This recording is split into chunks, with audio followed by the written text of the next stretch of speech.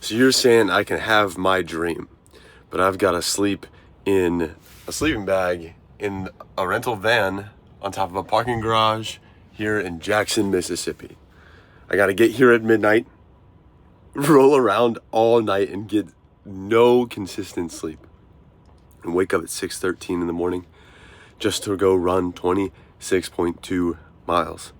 And I got to do that every single weekend for an entire year. After already having done it 2 years ago, you're telling me I can have my dream. I just gotta do that. You want me to do what? Are you serious? Because that's not too bad. That's not too bad. That means I have to go commit to it for another year. Okay. I kind of like this idea. Like, is it ideal? Not necessarily. Okay. But it makes for a better story. It shapes my character. Man, it puts me in a position to rely on the Lord. Wow. So you're telling me that it doesn't come immediately. I kind of like that. That means I got to work for it, you know? That means that when I get there and I'm looking back down, holy cow, the view is good up here. That's what I'm gonna be saying. Because I worked for it. I hiked. That was not just a neighborhood hike. That was a Mount Everest. Okay? So, look, when you go through those trials and tribulations, just know that's the separating factor. The people who can push through that are the ones who deserve the success, because everyone faces it on the hike to the top. But very few people push through, persevere. They see that the trail has been washed out, and then they turn back and get back in the car and drive home, and they go watch a movie, right? But not me, not you, not us. What we do, we see the trail's washed out and we go make our trail. We're trailblazers, right? We go climb the rocks. We go hop in a tree. You know, we just get past it. We just keep moving. Move on up. That's what we do. So if all I have to do is sleep in my rental car, how many more nights, you know? So I can be everyone for the next year. I got 46 marathons to go in 2026. When I started this back in 2024, and I had 46 marathons to go, where was I? We had Houston, we had Miami, there was Mississippi, first time I slept in my car before a marathon, and then there was Atlanta or Mesa, number 4, Mesa. Man, I was still confused, trying to figure out how to edit these videos. The Mississippi video did really well. I was just so excited that, holy cow, I've run 4 marathons in the past month. It just didn't make sense. I was like, all right, God, like, I ask for your strength.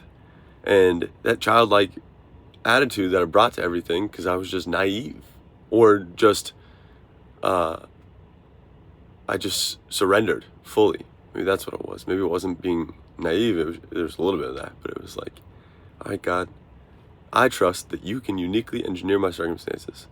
Now, at the time, I didn't know that phrase, but I've since read that in the devotion that I've been taking on, my utmost for his highest. That's what it is.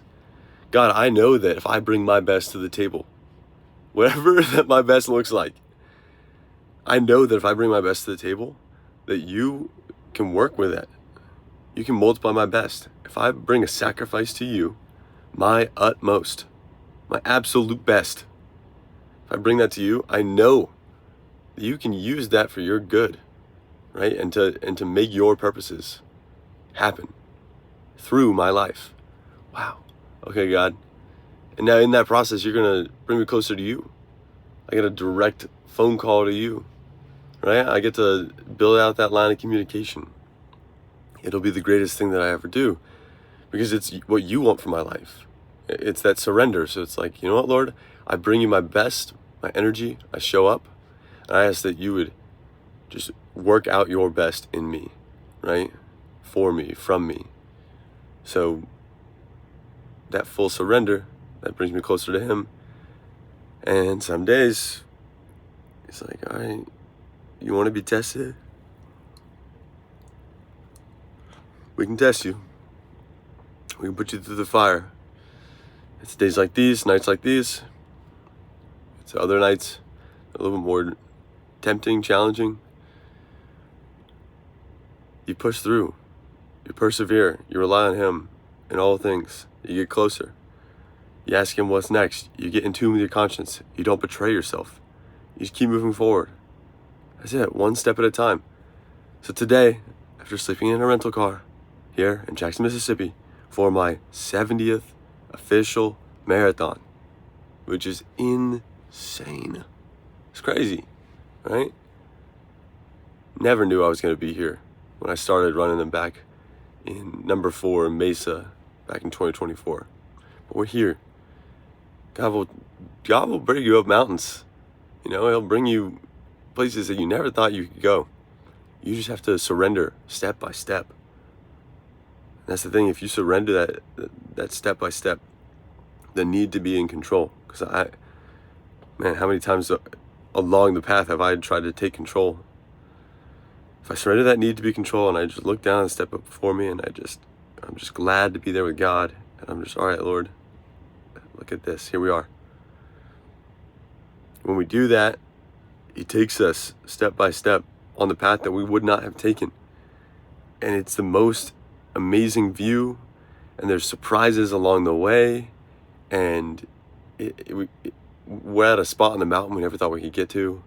It takes us less time. And it's just, so much can get done in a short amount of time. It's just that full reliance. So today, I run this marathon. And I give myself completely up to God. It's like, all right, God, I want to get closer to You today. Rely on You.